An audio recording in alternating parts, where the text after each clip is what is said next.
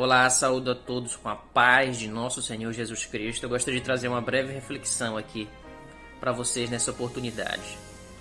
Existe um texto na Bíblia que é o Salmo 139, versículo 14, versículo 13 e 14, ele diz uma coisa interessante. Ele fala assim, Salmo 139, versículo 13 e 14 diz: De modo tão terrível e maravilhoso eu fui formado. As tuas obras são maravilhosas e minha alma o sabe muito bem. Os teus olhos viram meu corpo ainda informe, e todas essas coisas iam sendo anotadas no teu livro, enquanto nenhuma delas ainda havia. Sabe que uma das coisas que esse texto está dizendo, sabe o que é? É que quando nós estávamos ainda sendo entretecidos no ventre da nossa mãe, pós-concepção, Deus já tinha nos visto ali. Deus já tinha dado um propósito para a nossa vida ali. Deus já tinha dado um ideal para mim e para a sua vida ali no ventre de nossas mães. É muito sério, né? Mas sabe o que acontece? Por mais que Deus nos olha, Deus nos abençoa e Deus determina um propósito para a nossa vida ali no ventre de nossa mãe, quando nós estamos sendo entretecidos, formados ainda ali, Deus também nos dá um benefício extraordinário, porque Ele não quer que ninguém sirva a Ele forçado. Deus nos dá o livre-arbítrio. E aí você já nasce com aquele propósito que Deus estabeleceu para você. Você já cresce com aquele propósito que Deus estabeleceu para você. Mas porque você tem o livre-arbítrio, você tem o direito de escolha, você tem o direito de decisão. Durante o percurso da sua vida, quando você atinge o domínio da sua existência, você pode determinar e escolher e decidir se você quer seguir aquele propósito que Deus estabeleceu para você, ou você quer trafegar por outros caminhos, que geralmente são caminhos de trevas, caminho de tristeza e amargura. Esse é o ponto nevrálgico. Eu acredito que é um dos pontos nevrálgicos da doutrina e da vida cristã. A decisão que todos nós temos que seguir. Seguir os propósitos de Deus, fazer a diferença aqui na terra e alcançar a vida eterna, ou seguir outros propósitos, trafegar por outros caminhos. Viver uma vida infeliz no final. Perder a salvação, que é a pior coisa que existe. E nesse momento de Páscoa, o que é um dos significados da celebração da Páscoa? É a comemoração da ressurreição de Jesus Cristo, que ressuscitou dentre os mortos no terceiro dia, dando-nos o direito ao galardão, dando-nos o direito, dando a nós o direito de salvação, dando a nós o direito de vida eterna.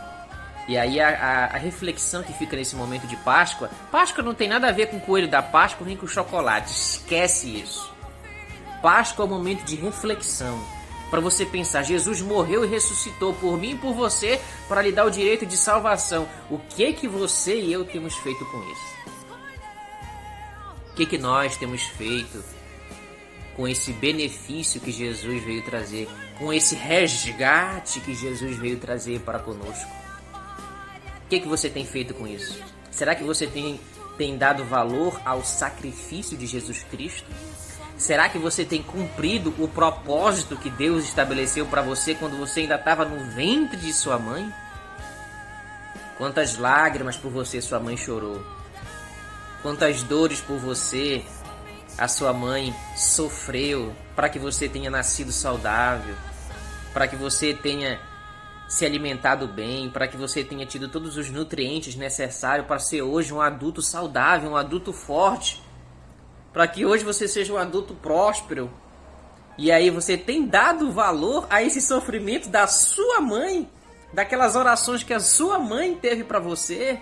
Será que você tem dado valor? E mais ainda, será que você tem dado valor ao sofrimento que Jesus teve por você lá naquela cruz? Será? Essa é a reflexão que fica por nós. Será que você tem dado valor ao propósito e aos ideais que Deus estabeleceu para você? Ou você está desprezando todos os propósitos, os ideais e os benefícios que Deus trouxe para você?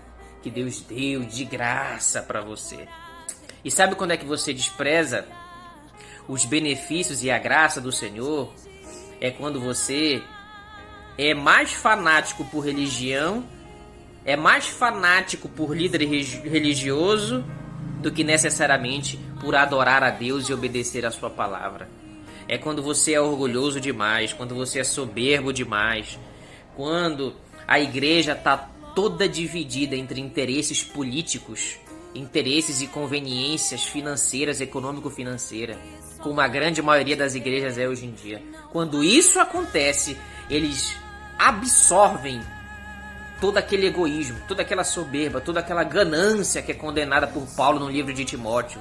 A vaidade, o amor ao dinheiro tem substituído a reverência, o amor, certo? E a obediência ao sacrifício de Jesus Cristo. Não estamos dando valor ao sacrifício de Jesus por estarmos dando vazão à ganância, à soberba, à vaidade, à elitização dentro das igrejas. E isso tem afastado o poder de Deus e a graça de Deus. Falam de Jesus como slogan, como alguma coisa chamativa, como marketing, mas não vivem como Jesus. Tem que viver como Jesus tem. Tem que viver como Jesus. Vós serão meus amigos se fizerdes o que eu vos mando. Jesus disse em João 15,14. Temos que seguir o exemplo de Jesus. 1 Pedro 2,21 diz: porque para isto sois chamados, pois também Cristo padeceu por nós, deixando-nos o exemplo para que sigais as suas pisadas.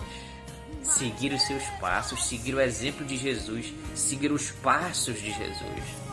Os passos de Jesus é vida correta, é retidão, é integridade, é honestidade, é humildade. Esses são os passos de Jesus. Será que os sacerdotes de hoje, que representam os padres e os pastores, estão seguindo isso? Será que eles estão amando mais as almas do que o dinheiro? Será que eles estão se concentrando mais em ajudar as pessoas do que em acumular patrimônio? Será? Essa é a reflexão que você tem que ter. Portanto, irmãos, que essa reflexão fique no seu coração. Se Jesus voltasse hoje, você iria? Se Jesus voltasse hoje, como é que está a sua vida? Como é que estão os propósitos de Deus na sua vida?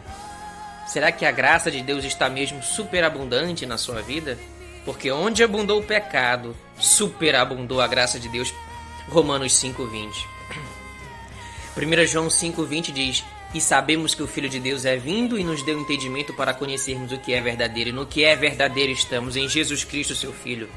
Este é o verdadeiro Deus e a vida eterna. O verdadeiro Deus